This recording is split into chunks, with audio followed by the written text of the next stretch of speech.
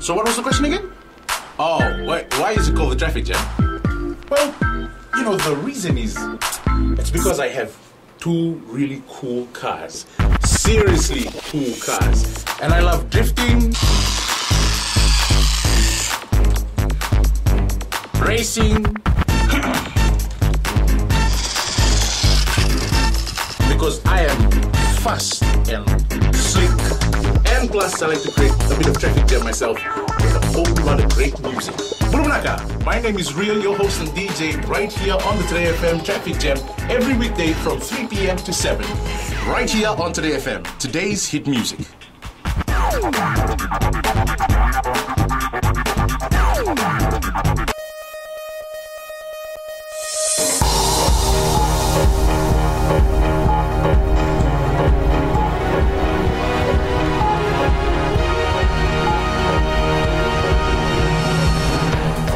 In this bulletin, Speaker says the opposition will have to accept the new funding system for parliamentary political parties. 6 months amnesty period for undeclared offshore assets. And European Union commits $2 million to Fijian Parliament.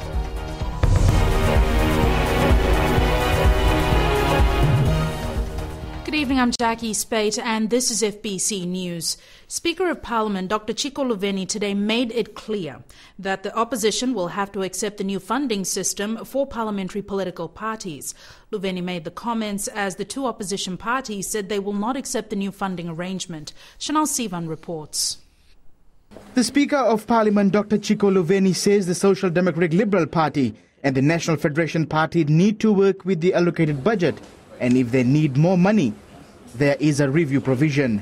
We work within the budget that has been allocated and has been approved in Parliament.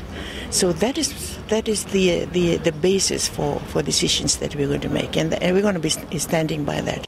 Dr. Luveni says her decision is final. We have provided them with a budget. They have to start off. This is only January. Let's see how they get on with the budget that has been allocated to them. But as I mentioned, there is provision for review, later on, should they need more money to run their business. The Speaker also says if the parties feel that the opposition needs more resources, they will look into this when Parliament begins. But right now, with only 3 members of National Federation Party, the $15,000 per member, I feel is sufficient for them. But we will see. We will see as we move on during the year. This is only January. They haven't started expanding yet. So as we move on, and if there's a need to provide them with additional allocation, we will consider that. The opposition parties claim they will not be able to effectively carry out their work under the new funding arrangement, and they need more money. However, the Speaker says $15,000 per member is sufficient for the opposition to run its offices. Secretary General to Parliament Vinyana Namosi Malua says she is not in a position to comment on the matter. Chanel Shivan, FBC News. Meanwhile, National Federation Party leader Biman Prasad says the party will not accept the $45,000 allocated to its parliamentary office. We are still waiting for a reply to our second letter to the Secretary General to Parliament, and we hope to receive that reply. And unless we get a reply from her, we will continue to wait, and we will see what is our next step. The party has already decided to hold a working committee meeting on the 31st of January. This matter is no longer just a matter for the parliamentary members, it is a matter for the whole party. And we hope to take this matter to the working committee on the 31st of January, and we'll ask the working committee to give us direction and make decisions as to how we proceed from there. The Social Democratic Liberal Party is yet to respond to the Speaker's comments made to FBC News. A ship carrying about 7,000 cattle bound for China was forced back into international waters after it tried entering Suva this week. The Biosecurity Authority of Fiji confirmed the incident, saying the vessel did not give sufficient time to assess the biosecurity risk associated with the vessel and the cargo. It says documentation lacked necessary scientific documentation related to the livestock. Port authorities called in the Navy to escort the vessel out of the harbour after they found the dairy herd on board. The Polaris 2's master then issued a distress call, claiming he was low on fuel, water and food and needed to restock. The ship was allowed to restock supplies, but only in waters outside the harbour. The Panama-flagged cattle carrier Polaris 2 is transporting cattle from Chile to China. People with undeclared assets overseas can open up their books to the taxman without the fear of paying penalties. A 6-month amnesty has begun at the Fiji Revenue and Customs Authority for people to declare all offshore assets and clear any taxes owing. It's a matter of being honest or facing the consequences. We have already some information through the normal exchange information every 3-4 months between us and Australia, New Zealand, and Singapore. They always send us a group of taxpayers to their interest, which they were the investigate. Similarly, us, we send them people that are of interest to us. They give us all the full details, the properties, the bank accounts, and everything. Offshore assets include salaries or wages, foreign investment funds, trust funds, board fees, or any transaction that earns an income. FIRCA is already gathering information from partner agencies and will use this to go after people who don't come clean by the end of the amnesty. They're calling us, our operation team, given that they are aware of their budget announcement. But now we're formally telling them, yes, this is it. There's a form, there's a team, we are ready to work with them, to assist them during these 5-6 months. FIRCA Chief Executive Chitoko Tikulevu says they're encouraging people to come forward and declare all offshore assets and clear any tax payment that may be owing. If you are found after the amnesty, there's a hefty penalty that applies on top of the taxes owing. Meanwhile, another amnesty has begun for people to seek time to clear taxes that have been owing for some years. This applies mainly for those who are facing financial problems. I do not expect big companies that are able to pay the advance payment, tax advance payment, to come to us. But probably from government perspective, these are SMEs, the farmers, small taxpayers that regularly find difficulties in meeting their tax payment. Both these amnesties announced in the 2015 budget end in June. Edwin Nunn, FBC News. The European Union has allocated $2 million to the Fiji Parliament to assist in improving its efficiency and effectiveness. The funding support, which is facilitated by UNDP, is also expected to improve capacity building for MPs and the Parliamentary Secretariat. Akosita Tale has more. The EU is working with the government to improve its parliament processes. A series of training on capacity building has been lined up for the year. One way in which we are doing this capacity building is, of course, exposing MPs and the Secretariat of the Fiji Parliament to other parliamentary models and experiences. Given Fiji's long tradition with the Westminster Parliament system, a Fijian delegation to all three of the United Kingdom's parliaments is fitting. It was quite appropriate, for a Fiji delegation to visit the Westminster Parliament in the UK to see how the Westminster Parliament operates, to get an understanding of their rules and procedures, the way their committees function. Supplementing in-country missions, Batchelor says experts from the Australian State Parliament and the New Zealand Parliament are also expected to be roped in to work with the Secretariat, MPs and the committees. Particularly on things like the committee system. Obviously that's an area where a lot of MPs need further support. Many of them, of course, are MPs for the first time, so they're not necessarily very clear or comfortable about how the committee system works. So we'll be looking for those kinds of opportunities during the year. The delegation will be led by Speaker of the House, Dr. Chico Luveni. Other members are the Secretary General to Parliament, Viniana Mosimalua, Leader of Opposition Rote Mumukepa and Leader of Government in Parliament Pio Tikundondua. The UK tour is scheduled for late next week. Akosita Tale, FBC News. The delegation was hosted to a morning tea by the British Embassy in Suva today. The team will visit the Westminster Parliament, Scottish Parliament and the National Assembly for Wales to study the way the different parliaments operate, discuss the mechanisms used to organise Parliament's work and study the way in which government and opposition MPs function. Coming up after the break, more diabetes cases being detected in all age groups.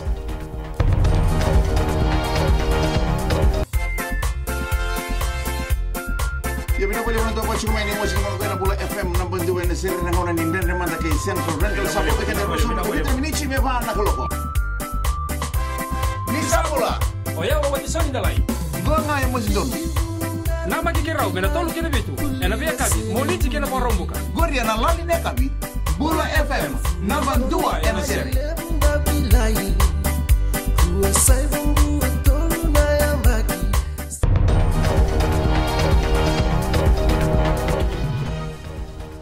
Welcome back. This is FBC News. About 120 soldiers will next month help the Biosecurity Authority eradicate American iguanas on Gamea Island. The iguanas have been declared pests by the authority. Watisoni Raikandroka reports. There is a possibility that these 0.22 rifles could be used to eliminate American iguanas on the island. The guns would only be used if necessary, for instance, to try and get iguanas that are on the trees. Biosecurity Authority of Fiji will be providing other material to the soldiers to assist in the eradication of the American iguanas. We've talked to Biosecurity, the provision of the spears for the iguanas, the knives. We're looking at night vision devices. With some donor countries through Biosecurity, they're trying to secure that for us. 120 soldiers will be deployed to the island in the next few weeks. Gilio adds the Fiji Navy will help them in the mission. It will be a combined exercise with that we'll have a small naval component built in to the 120 infantrymen to operate the boats, the small boats or punts that they have on the island, so that they look at containing it from the seaside as well of the island, and also for resupply of the troops as they move through conducting that sweeping operation on the island itself. The American iguana is an invasive species and it is known to destroy vegetation on the island. Over the years, it has become a menace. There are now more than 2,500 of them on the island of Gamea. Watisoni Rekandroka, FBC News. More diabetes cases are being detected amongst all the age groups, and the support group Diabetes Fiji says this is a worrying trend. The organisation says many people are living in denial, resulting in the increase in diabetes patients. Ritika Pratap reports.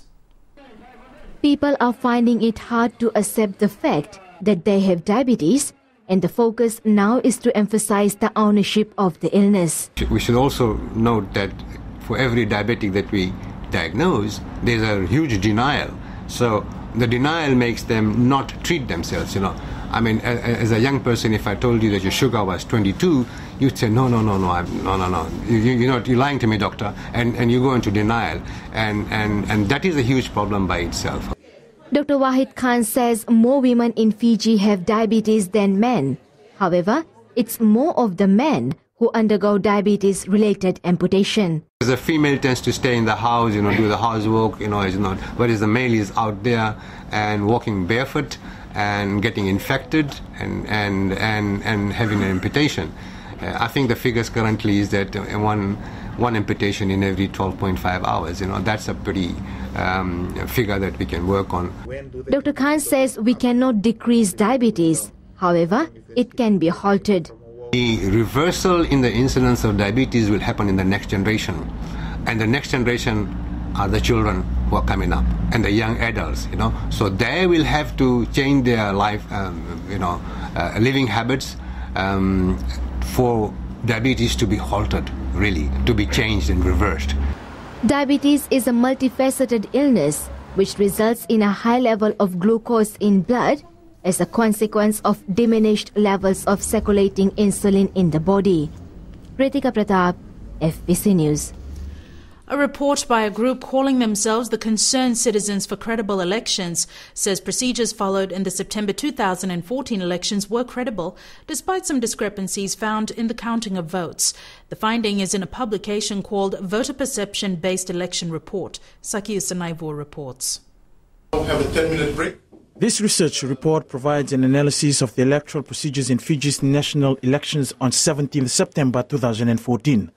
A number of recommendations drawn from the findings are presented in the report and is said to provide practical improvements for future elections.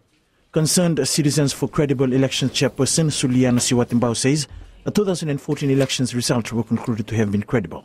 It should be emphasized that credible elections do not necessarily equate to free and fair elections, as some people may assume. A group of civil society organizations came together in August last year to form an independent domestic elections observer group. The report reiterates the vital role an accredited domestic observer group could play in assuring a favorable environment for credible elections. The research for this report was carried out from the 1st to the 14th of September. The finding concludes by providing recommendations to both the concerned citizens for credible elections with regard to domestic observation and the Electoral Commission to improve specific areas of the election process. Sakiu Sanebua, FBC News. More arrests have been made as part of Operation Sasamaki by the Fiji police force. 3 people are in custody for their alleged involvement in marijuana cultivation in Kandavu at the end of day 2 of raids on the island. Ellen Stolz has more.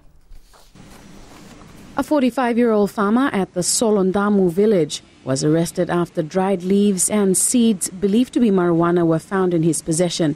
In a second raid, several plants believed to be marijuana was uprooted from a farm belonging to a 34-year-old farmer at Nambukelevu Ira village. A 20-year-old woman was also taken into custody after we found some items that was in her possession that were believed to be proceeds of crime or in so many words, bought from the alleged sale of marijuana. The police force says they will continue with similar operations in the coming weeks. So we're not only focused on Kandavu, we're also focused in other divisions as well. We also had a team that moved in the Eastern Division. We don't want the focus just to be on one particular area, but it's right across the 5 policing divisions. Police Chief of Operations Officer ACP Rusiate Tundravu says their efforts aren't focused on one particular area. They want to wipe out marijuana trade completely from every corner of Fiji. Ellen Stolz, FBC News. Friday Night Sports now. Here's Jamie with the latest. Good evening. Coming up, Nandi Rugby to elect union president at tomorrow's AGM. And Samisoni Viriviri and Benito Masilebu get named in Fiji's 7th squad. Details after the break.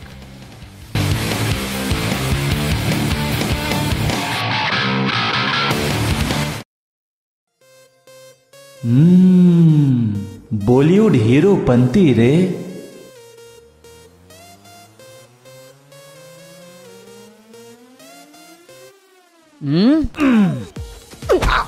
Get this.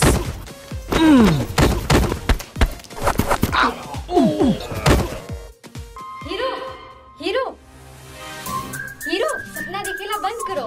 क्या करो यार, सबको आती नहीं, मेरी जाती नहीं। मिर्ची मस्त मॉर्निंग में हूँ अश्निल सिंह। हाय, मैं हूँ काजल।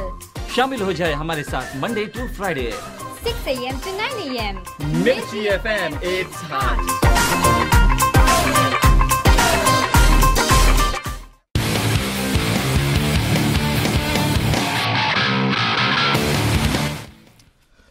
2 men with an aim to return Nandi Rugby Union to champion status will face off for the post of president at its annual general meeting tomorrow. Former President Sekobe Tuilakemba and an executive of the Westfield Barbarians, Ratu Ponichese Rayasi, will contest the top job.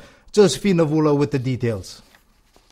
The 2 natives of Nandi who have rugby at heart have shown their concerns about the lackluster showing by the jet-setters in the recent time. Sekobe Tuilakemba says the problem lies with the board members of the union, which is affecting the performance of the players.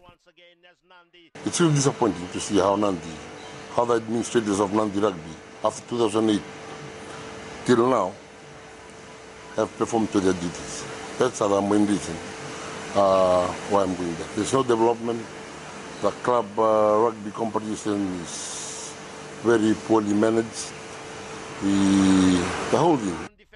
The Narewa native was the president in 2008 when the union won both the Fairbrother Sullivan Trophy and then Digicel Cup. He says club plays an important role in the success of the provincial team. The strength then was the club. The club competition, we had such a wonderful, most organized club competition in Fiji then. Just his rival Rayasi believes the performance of the team in the last season was due to poor planning. The key factor is that the players didn't have their training program well organized, as we can see doing their off-season training, and I think that's the main reason to Nandi's downfall from last year. The Saunaka native remains adamant he can do a much better job than others. I've been president for Nandi Rugby way back in 2011 and 2012. I've seen what is the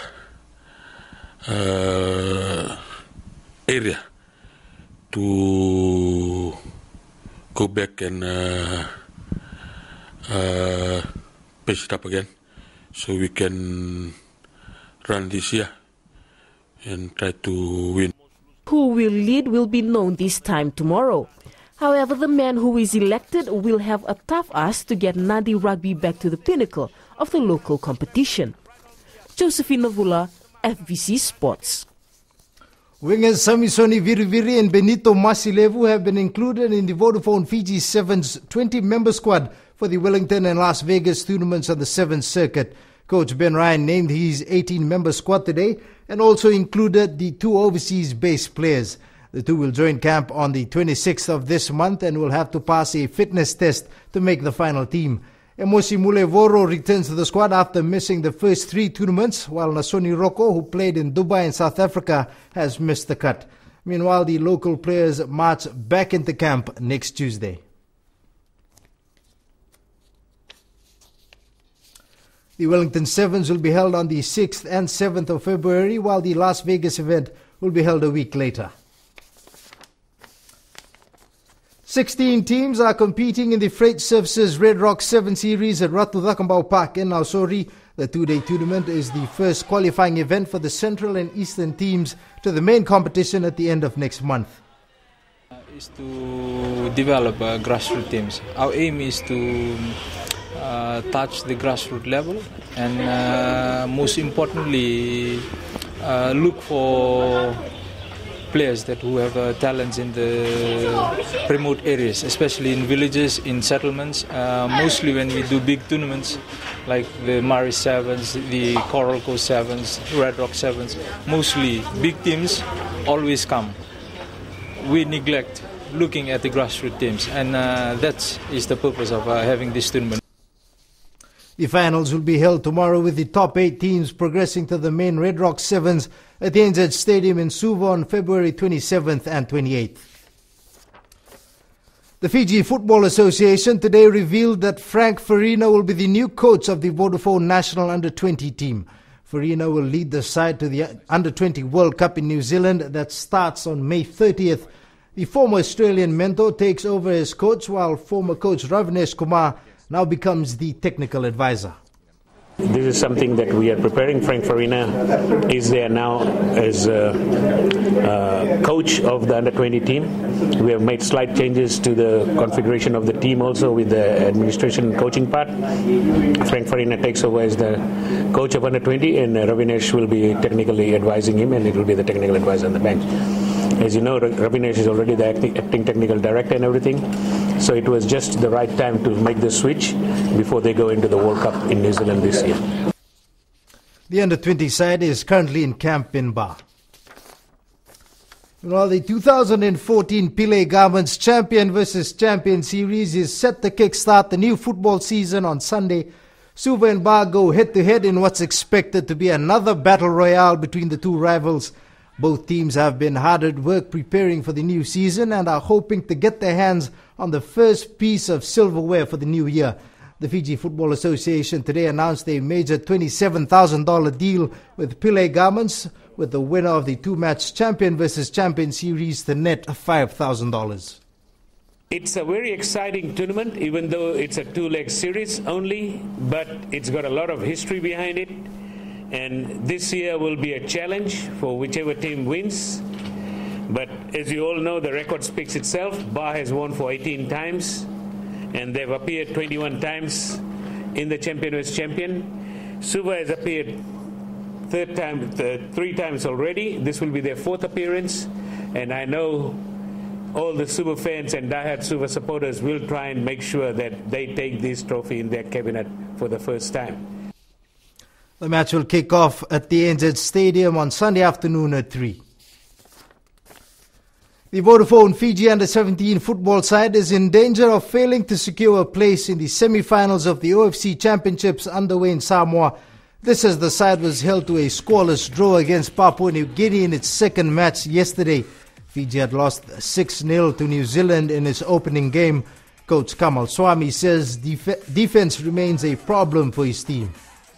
It was a better performance, but I think the heat took the toll, and we could have scored, but unfortunately we did not. And also PNC got a lot of chances, so we need to work on our defensive to go forward in this tournament. Fiji plays New Caledonia in its next match at 1 p.m. tomorrow.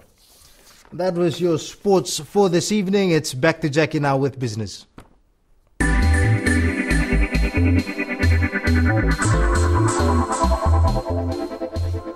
The former General Manager of Fiji Link, Shanaz Vos, has taken up a new appointment with Fiji Airways. Vos is now the General Manager, Industry, International and Government Affairs. She will be accountable for aero-political and public affairs priorities, membership and relationship with industry, the trade and government bodies for the airline. Thomas Robinson has been appointed the General Manager for Fiji Link, taking over from Vos. Robinson was previously Fiji Airways General Manager, Maintenance and Engineering. The new appointments are effective from today.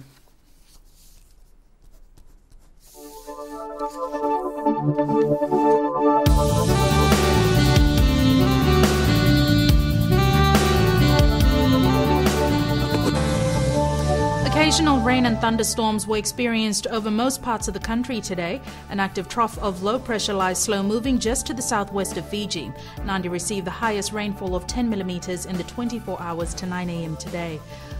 Temperatures, Lautoka recorded the lowest temperature today, hitting 29 degrees. Mombasa was the hottest center, recording 35 degrees on the temperature chart. Tomorrow, occasional rain, heavy at times and few thunderstorms across all centers. Further outlook, occasional rain, heavy at times and few thunderstorms over most places. For mariners, a strong wind warning remains in force for southwest Viti level waters and the Kandavu Passage. Rough seas, very rough in squalls, a poor visibility in areas of heavy rain and thunderstorms. The main points again. The Speaker of Parliament, Dr. Chico Luveni, says the opposition will have to accept the new funding system for parliamentary political parties.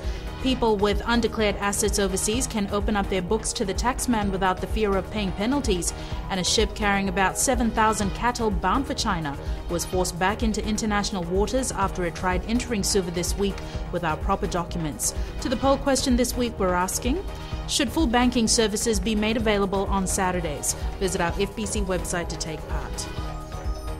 Remember, you can send us newsworthy pictures and videos on email citizenseyes@fbc.com.fj or share it with us via Facebook page FBC News. And if you're on Twitter, follow and tweet us your news tips at FBC_news or simply hashtag FBC News. That's our news for today. You can join the team again tomorrow. Don't forget, daylight savings ends on Sunday morning. I'll be back on Monday. Have a safe and enjoyable weekend. Bye for now.